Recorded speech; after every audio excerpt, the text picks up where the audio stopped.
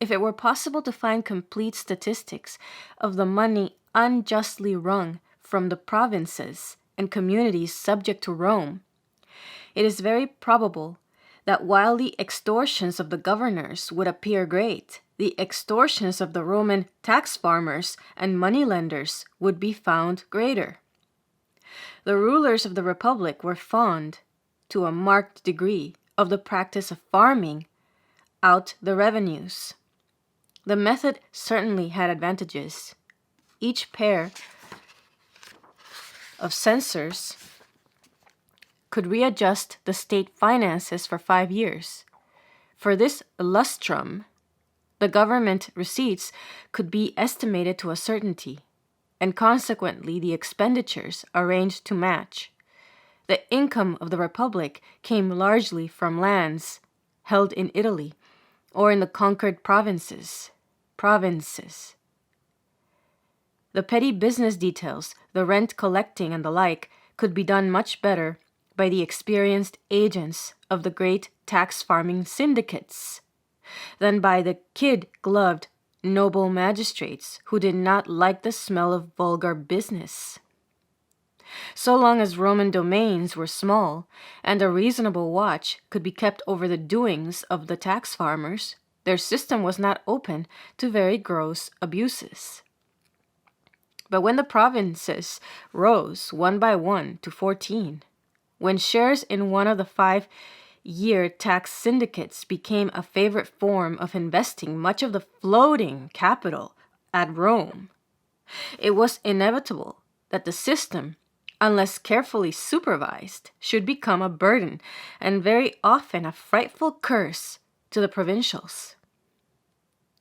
The tax farming companies early in the 2nd century BC had become large and powerful. The shareholders were many, influential politicians, still more influential capitalists. The Senate in 184 BC undertook to cancel the tax farming contracts awarded by the censors as unjust to the successful bidders. And it is a reasonable guess that some of the conscript fathers were indirect shareholders and feared for their profits. As the Roman dominions grew, the tax farming contracts grew correspondingly. The publicani bid in almost every state monopoly. The right to take oysters in the Lucrine Lake was held by a syndicate. The right to work the salt mines. This was extremely old monopoly, perhaps the most ancient in Rome. Its beginnings have been dated back as far as 508 BC. The gold mines, the forests to collect the customs revenues, all fell into this category. But the most important business was undoubtedly the collection of the land taxes, especially in the conquered provinces. The Romans had formed the convenient theory that most of the subjected territories had become the real as well as the political property of the conquerors. In place, then, of mere taxes, the unlucky provincials were now required to pay the new owners rent for the lands of which they remained mere tenants. Being tenants, it was largely a matter of condescension on the part of their landlords if the rentals were not made ruinously high. The technical details of the provincial system of taxation under the Republic are of no moment here.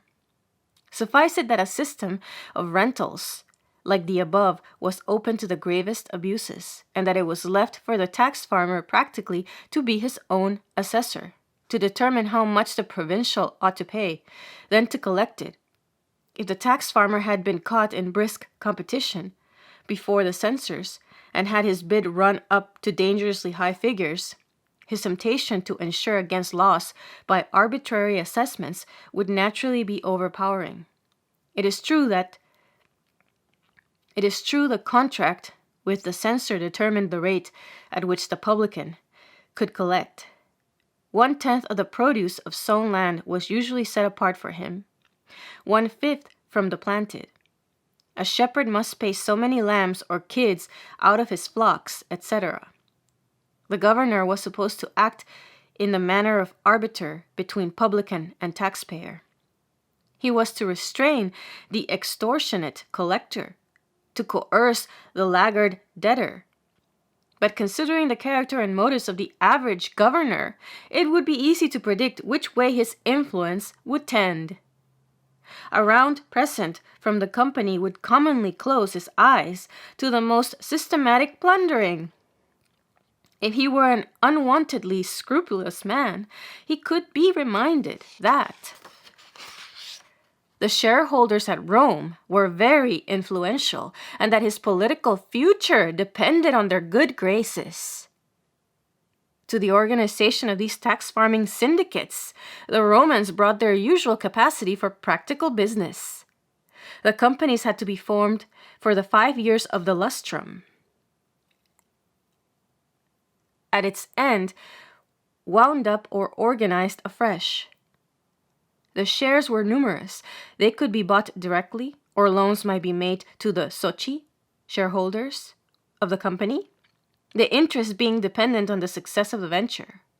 The shareholders' liability was limited, and they could dispose of their shares from time to time, which were subject to the fluctuations of the market. More important, however, were the direct managers and promoters of the concern.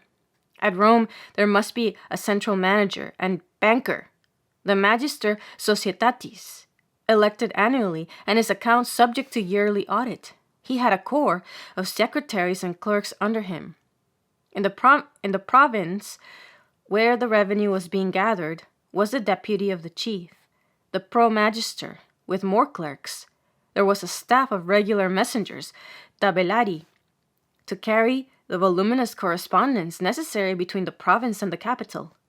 The legal head of the company was not, however, the magister, but the manceps, a financier of repute and responsibility, who had bid in the contract from the censors, had deposited the security for performing its provisos, and who was responsible to the government for the engagements of the company. In the province itself, beneath the pro-magister, would be the actual tax gatherers, agents often native and natives of no very high class. So odious were their duties. These were the ill-famed publicans of the New Testament, not the purple-hemmed equites at Rome. As intimated, not all the publicani got in their handiwork, in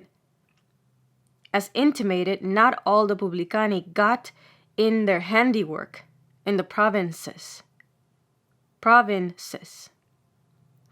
They made the Italian custom houses, where they collected the portoria, more odious than the most exacting in the United States. Their extortions in searching for dutiable goods were notorious. Imagine, writes Cicero to his brother, what is the fate of our allies in the remote provinces, when even in Italy I hear the complaint of Roman citizens. In the provinces, again, their powers for plundering were not always equal. Tax farming was not a new invention of the Romans. The Greeks knew of it.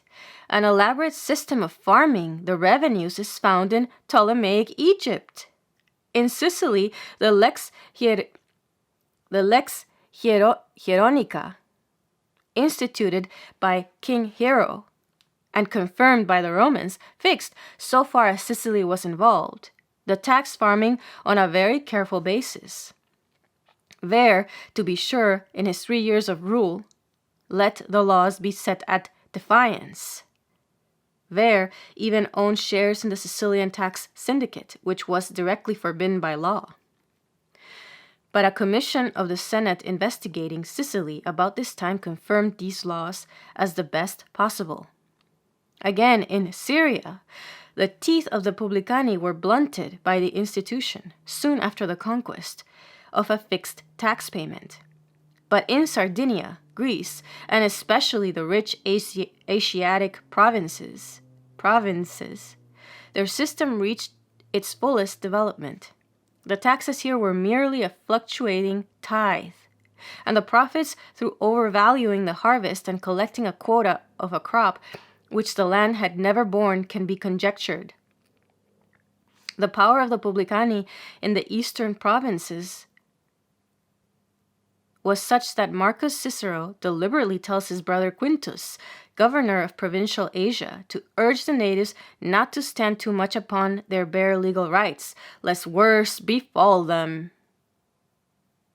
Wherever the publican penetrates, says Livy solemnly, there is no justice or liberty for anyone.